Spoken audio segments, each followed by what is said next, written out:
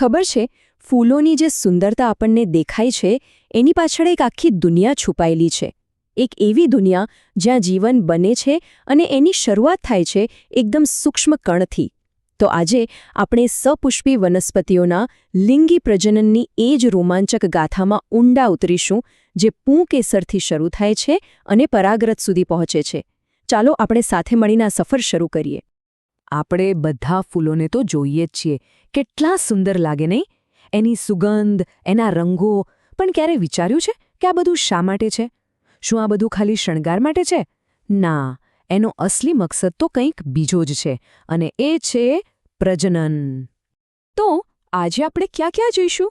સૌથી પહેલાં તો ફૂલને સમજીશું, પછી એના નર ભાગ એટલે કે પુંકેસરને જોઈશું, પછી એની અંદર ઝૂમ કરીને પરાગાશયમાં શું છે એ જાણીશું, પરાગરજ કેવી રીતે બને છે એની આખી પ્રોસેસ જોઈશું, અને છેલ્લે આ નાનકડી પરાગરજની મોટી દુનિયાને એક્સપ્લોર કરીશું. ચાલો ત્યારે શરૂઆત કરીએ આપણા પહેલા ટોપિકથી, ફૂલ. જે આપણને દેખાય છે એના કરતાં ઘણું વધારે છે.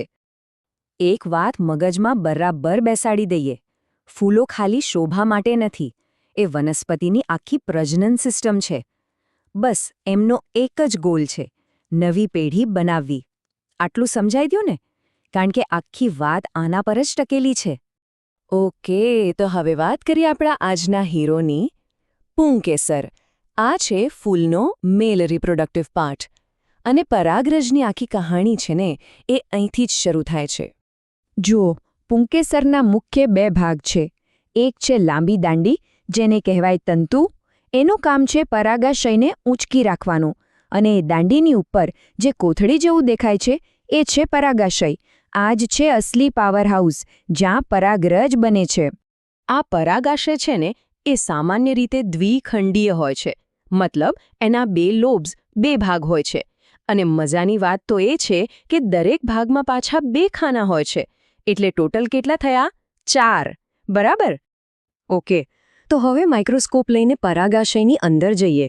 ચાલો જોઈએ કે આની અંદરની દુનિયા કેવી છે, કારણ કે અંદરની રચના તો એનાથી પણ વધારે ઇન્ટરેસ્ટિંગ છે.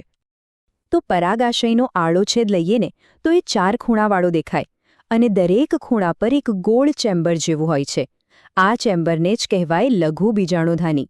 બસ આ જે ફેક્ટરી છે જે આગળ જતા પરાગ કોથળી બને છે, અને એની અંદર હજારો લાખો પરાગરજ તૈયાર થાય છે. આ જે લઘુ બીજાણુધાની છે એની સુરક્ષા માટે 4 લેયરની દિવાલ હોય છે. સમજી લો કે આ એક વીઆઈપી વસ્તુ છે. બહારના 3 લેયર, અધિસ્તર, સ્ફોટીસ્તર અને મધ્યસ્તરો, એનું કામ છે પ્રોટેક્શન અને પ્રોટેક્શન. પણ જે સૌથી અંદરનું ચોથું લેયર છે, પોષક સ્તર, એ તો જાણે કે રસોડું છે. એનું કામ છે અંદર વિકાસ પામતી પરાગરજને ખાવા પીવાનું, એટલે કે પોષણ પૂરું પાડવાનું. તો આ બધી તૈયારીઓ શાના માટે થઈ રહી હતી? એ જાદુઈ પ્રોસેસ માટે જેનાથી પરાગરજ બને છે. ચાલો હવે આપણે પરાગરજના જન્મને સમજીએ. નામ થોડું અઘરું છે, લઘુ બીજાણુ જનન, પણ પ્રોસેસ એકદમ લોજિકલ છે. આમાં શું થાય?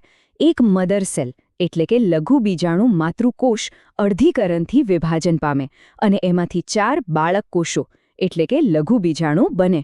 બસ આ જ છે આખી પ્રોસેસ.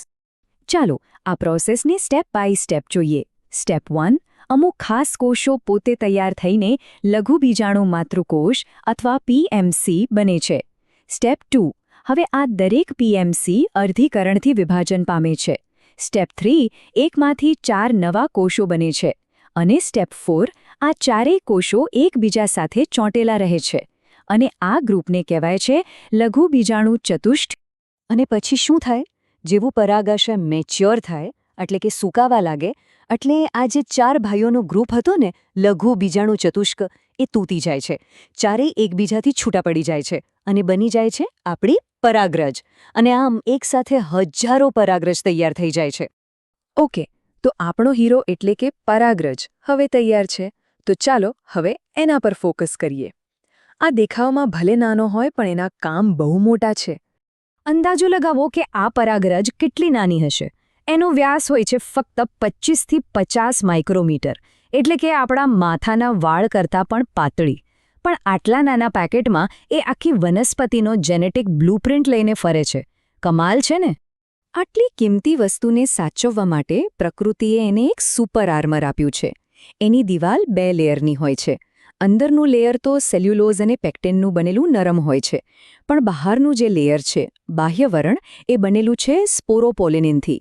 અને આ કોઈ સામાન્ય મટીરિયલ નથી. આ પૃથ્વી પરના સૌથી મજબૂત ઓર્ગેનિક મટીરિયલ્સમાંથી એક છે. એના પર ઊંચા તાપમાન, સ્ટ્રોંગ એસિડ, કશાની અસર નથી થતી. એટલે જ તો હજારો વર્ષો પછી પણ પરાગરજ અશ્મિ તરીકે સચવાયેલી મળે છે. એક મજેદાર ફેક્ટ કહું, 60%થી પણ વધારે વનસ્પતિઓમાં પરાગરજ જ્યારે પરાગાશયમાંથી બહાર નીકળે છે ને, ત્યારે એ 2 સેલ સ્ટેજમાં હોય છે. એની અંદર 2 કોષ હોય છે. અને બાકીની જે 40% વનસ્પતિઓ છે, એમાં એ 3 કોષીય અવસ્થામાં બહાર આવે છે. હવે પરાગરજ છે ને, એક સિક્કાની 2 બાજુ જેવી છે. એક બાજુ એ ફાયદાનો ભંડાર છે, પોષક તત્વોથી ભરપૂર, એટલે તો એની ટેબ્લેટ્સ અને સિરપ પણ બને છે. પણ સિક્કાની બીજી બાજુ જુઓ તો ઘણા લોકોને એનાથી ભયંકર એલર્જી થાય છે. શ્વાસની તકલીફ, અસ્થમા જેવી બીમારીઓ પણ થઈ શકે છે. તો કોઈના માટે વરદાન, તો કોઈના માટે અભિશાપ. પણ એક સવાલ, આ પરાગરજ કેટલો સમય જીવંત રહે? શું એ અમર છે? ના, બિલકુલ નહીં. એની જીવિતતા અલગ-અલગ હોય છે. જેમ કે ઘઉં અને ચોખામાં તો બિચારી પરાગરજ ખાલી 30 મિનિટમાં જ પોતાની કાર્યક્ષમતા ગુમાવી દે છે. પણ બીજી બાજુ ગુલાબ કે બટાટા જેવી વનસ્પતિઓમાં એ મહિનાઓ સુધી જીવંત રહી શકે છે. તો આ જે ટૂંકી લાઈફ છે, એનો કોઈ ઉપાય છે? હા, છે. વિજ્ઞાને રસ્તો કાઢ્યો છે.